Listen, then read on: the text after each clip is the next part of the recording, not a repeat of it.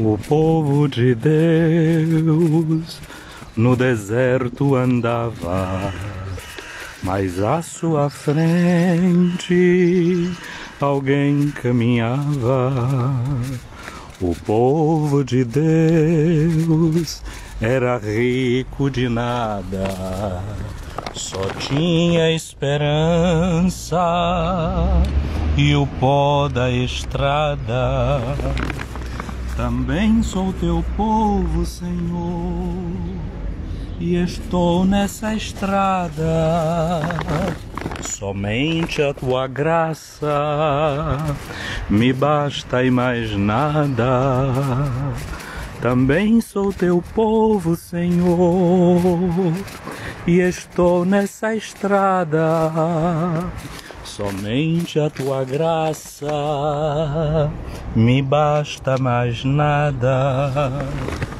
O povo de Deus no deserto andava, mas à sua frente alguém caminhava. Também sou teu povo, Senhor, e estou nesta estrada. Somente a tua graça me basta e mais nada. Hoje nós tomamos consciência, relembramos que nós somos um povo que caminha, que pega a estrada. Hoje nós entramos com Jesus nesses santos 40 dias. Se nós fizermos as contas de hoje até o domingo de Ramos, são exatos 40 dias. Eu costumo dizer nas minhas meditações que faço e envio por áudio, que nós estávamos entrando em uma casa e estávamos na varanda. Agora, hoje, no primeiro domingo, a gente começa realmente a entrar nessa área interna da casa, que são os 40 dias do tempo da quaresma.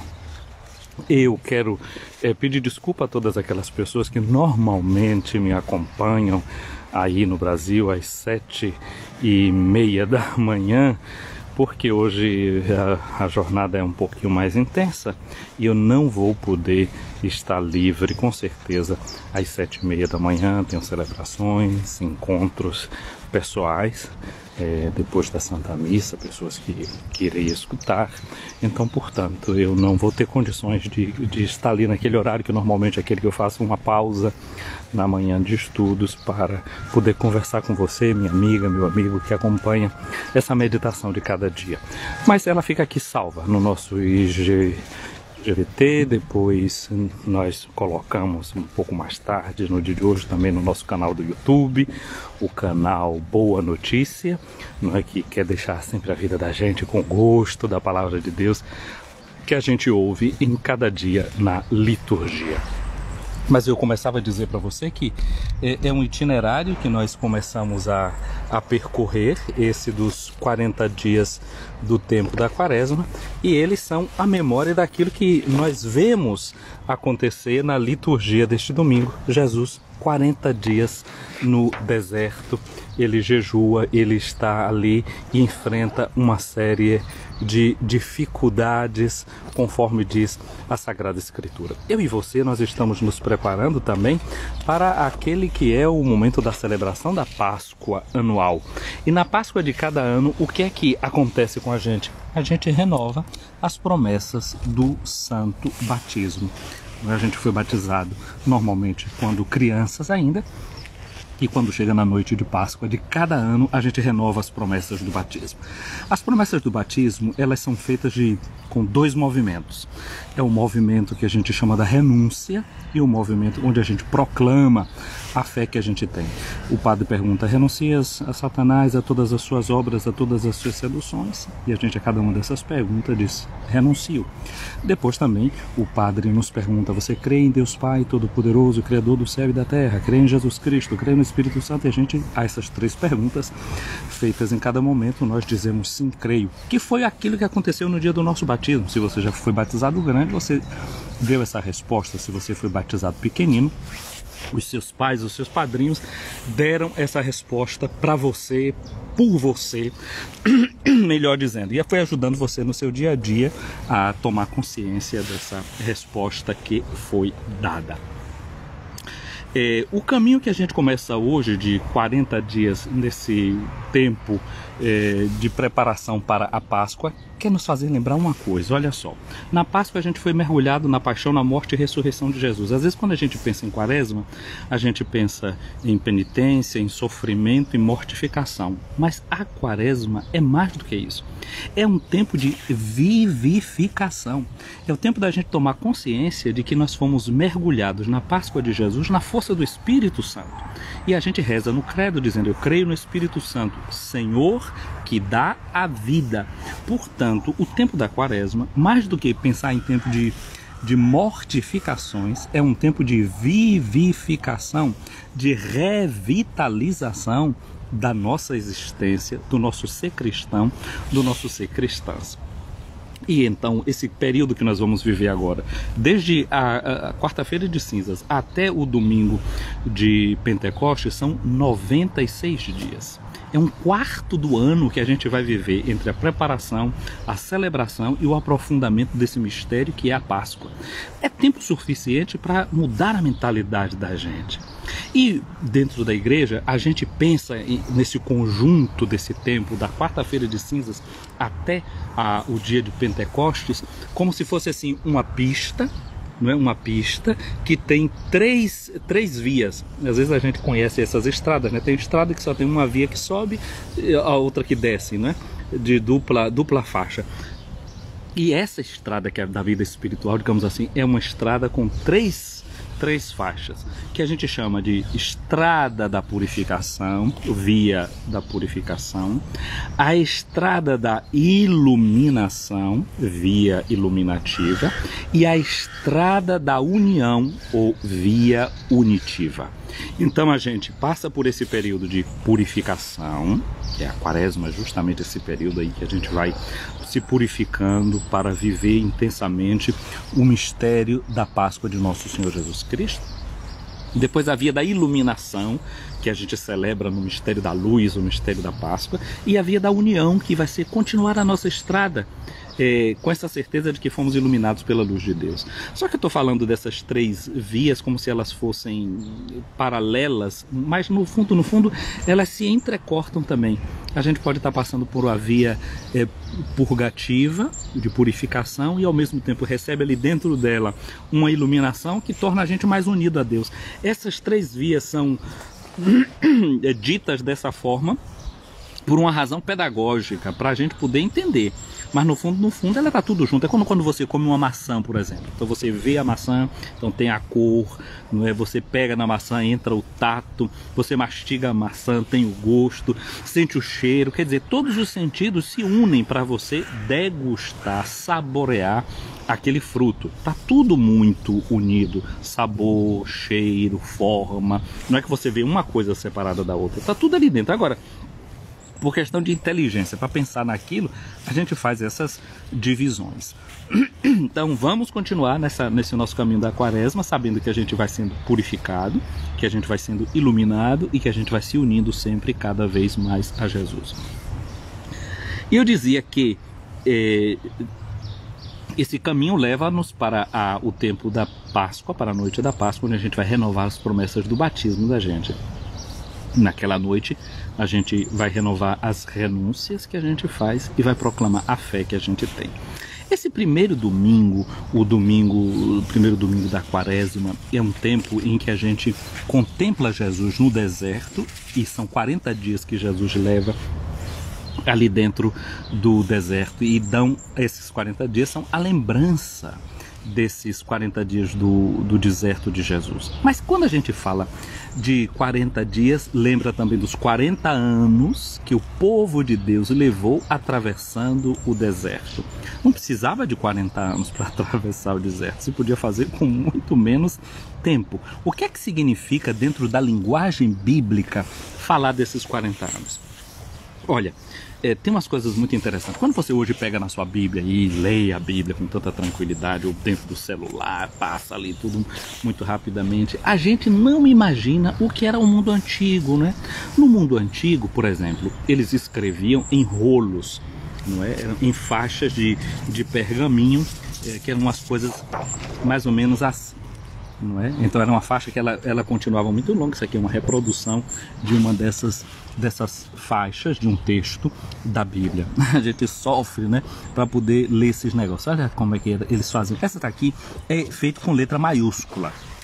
Mas tinha aqueles textos que era feito assim, com letra minúscula.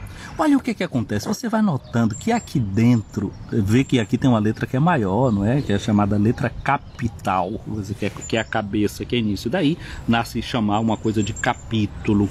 No início logo eles faziam tudo em letras maiores assim. Era chamada as letras capitais, as letras maiúsculas, tudo era escrito em maiúsculo. Depois, para desenvolver a coisa e para abreviar, você vê que escrito dessa forma ocupava muito mais espaço, né? Então, isso aqui o rolo continuava. Então, se escreve com letras minúsculas, o espaço era reduzido e você aproveitava melhor o espaço. Você pagava muito caro para fazer um pergaminho, um rolo como esse. Agora, o negócio interessante é que quando vai ler isso aqui, olha, a gente não tem vírgula, a gente não tem ponto, não tem sinal de interrogação. Quem lia esses textos, ou quem pega nesses textos antigos para traduzi-los, para deixar na Bíblia que você tem na mão aí, tem que suar um bocado, porque às vezes aqui tem coisas que a gente não dá para ver bem, tem que estudar como era que em cada época dessa aqui, de onde vem um manuscrito como esse, como era que se escrevia, porque tem abreviações, tem esse todo um jogo codificado, como hoje, quando você quer mandar uma mensagem rápida, você não escreve mais a palavra você bota um V e um C, e assim vai. E quando você pensa que esse VC significa você, e você pensa ainda que você já é uma forma abreviada de dizer vossa mercê, que juntou e deu em você, a gente sente a evolução da escrita, a evolução do modo de falar, e a gente tem que estar atento quando vai ler um material como esse, para esse tipo de coisa. Para que é que eu estou dizendo isso? Para dizer o seguinte: a Bíblia, até o século XIII, ela não era dividida, por exemplo, em capítulos. Stephen Langton que vai fazer essa divisão da Bíblia em capítulos.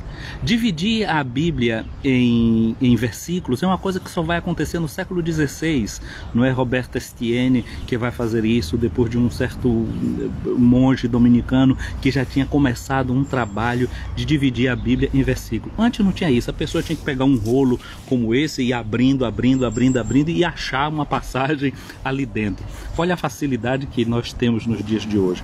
Mas então, certas expressões era como hoje em dia a gente escreve em negrito, não é? Põe letras maiúsculas para chamar a atenção dentro de um texto. Tem certas expressões no mundo antigo também que, por exemplo, elas em si mesmo chamam a atenção da importância daquilo que se está dizendo. Por exemplo, dizer que Jesus levou 40 dias no deserto é uma fórmula dessa. Está chamando a atenção para aquela coisa bem importante de dentro desse texto. Isso retoma, portanto, vai falar de 40 dias no deserto, a fórmula que os antigos tinham de pensar o ciclo de cada mês.